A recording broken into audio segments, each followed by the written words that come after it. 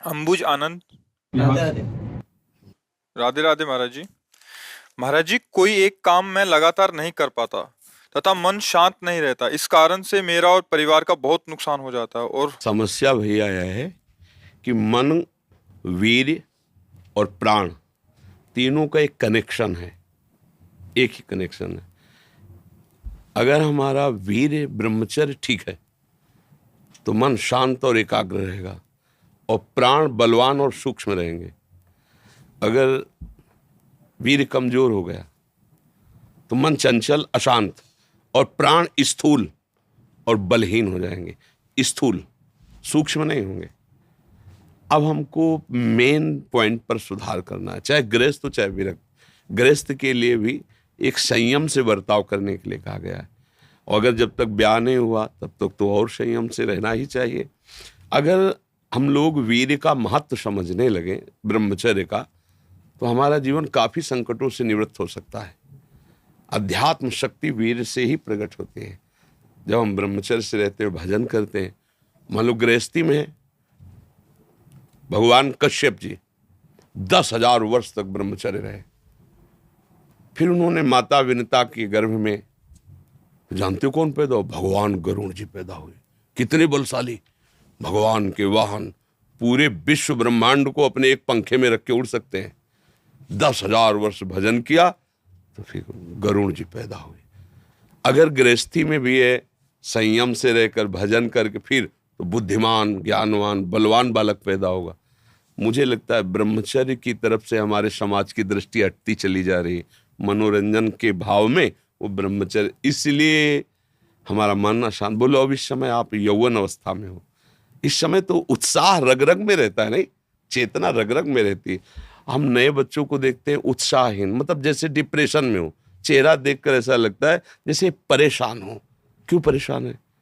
क्योंकि आंतरिक जो शक्ति सपोर्ट करने वाली है नहीं। अब मन जिस विचार में फंसा देता है, बिना मतलब फंसाए, कोई भय नहीं, वो भय दे रहा है। कोई शोक का कारण नहीं, वो शोक दे रहा है, चिंता दे रहा है।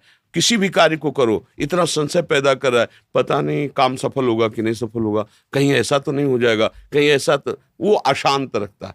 और जब ब्रह्मचर्य, ऐसा कैसे हो सकता है? बल है ना, अध्यात्म बल, शारीरिक बल की बात नहीं कहते। ऐसा कैसे हो सकता है? यदि एक बार ऐसा हुआ तो 1000 बार मैं प्रयास करूंगा और इस पर विजय। वो मतलब जिद्दी स्वभाव, एक निष्ठा उसी से आती है, उसी से। ये जो संत महात्मा बड़े बड़े कष्टों को रौंद करके वो मेन पावर है। और हम लोग उससे, प्राण हमारे स्थूल हो गए, वासनात्मक, मन हमारा चंचल अशांत हो गया। क्यों? क्योंकि हमारा ब्रह्मचर्य ठीक नहीं है। अब उस पर किसी की दृष्टि नहीं जाती। अब ब्रह्मचर्य कैसे ठीक हो? हमारा संग ठीक नहीं, हमारा भोजन ठीक नहीं, हमारा दृश्य ठीक नहीं, हमारा श्रवण ठीक नहीं, गंदी बातें देखें, गंदी बातें सुने, गंदा विचार आए, गंदी क्रियाएं करें, फिर ब्रह्मचर्य कैसे रहा जा सकता है? अगर सुधार करो तो अभी बहुत बढ़िया समय है, कोई ज्यादा अवस्था तो हो नहीं गई। ब्रह्मचर्य का सुधार करो। हम सबसे कहते हैं व्यायाम करो। बिना शरीर को थकाए ब्रह्मचर्य को पचाया नहीं जा सकता। जैसे दंड बैठक, दौड़ भाग, व्यायाम किया, फिर आप भले गृहस्थ हो, फिर दिन भर कार्य करते रहो। 30 मिनट तो पूरे शरीर को ऐसा व्यायाम में रखो पसीना पसीना हो जाए। अब 8-10 बजे तक सो रहे हैं तो व्यायाम कब करें? 4 बजे उठ के नहा धो करके घंटा आध घंटा दंड बैठक मारे तो आप देखो आपका जीवन प्रकाशित होने लगे। ये नहीं कहते कि बाबा जीवन, गृहस्थी में भी, गृहस्थी जीवन कोई साधारण इतना बड़ा बोझा लाद के चलना है परिवार का। शरीर स्वस्थ नहीं, विचार ठीक नहीं तो क्या है?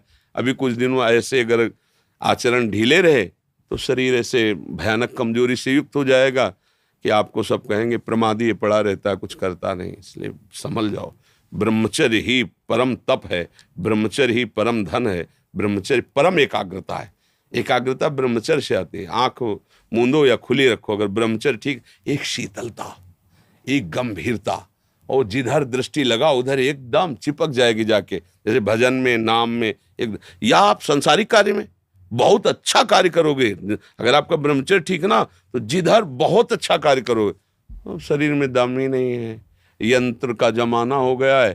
पहले खेती जोतते थे ना किसान, एक फार वाला होता था और पूरे खेत को उसी से जोतला है, बलवान होते थे। 2 लीटर मठा और 8 रोटी पाए, बैल की जैसी ताकत। अगर बैल को नाथ पकड़ के रोक ले तो वो वहीं खड़ा हो जाए। और आज अब ट्रैक्टर से जोती है, कोई मेहनत तो लग नहीं रही है। तो ये शरीर का हम लोग बहुत बुरी तरह से पतन कर रहे हैं। बड़ा कीमती शरीर है, हाँ, इसमें बहुत चेतना की आवश्यकता है। संसार में रहते हुए भगवान का सत्य का मार्ग चयन करके हमें भगवत प्राप्ति करनी। अरे कम से कम जितनी ऊंचाई पे आ गए उससे नीचे तो न जाए। सुअर कुत्ता तो न बनना पड़े, मनुष्य बन गए हैं तो ऊंचे चढ़े कि नीचे गिरे, पर ये ध्यान नहीं रहता। हम काम करने लगते हैं वही जहाँ नीचे गिरना है। अब दूसरे जीवों का मांस खाना, शराब पीना, जुआ खेलना, व्यभिचार, ये कहाँ ले जाएगा? एकदम नष्ट कर देगा। तो जवान बच्चे हो, सावधान रहो, खान पान ठीक रखो, सावधानी पूर्वक चलो, ठीक है।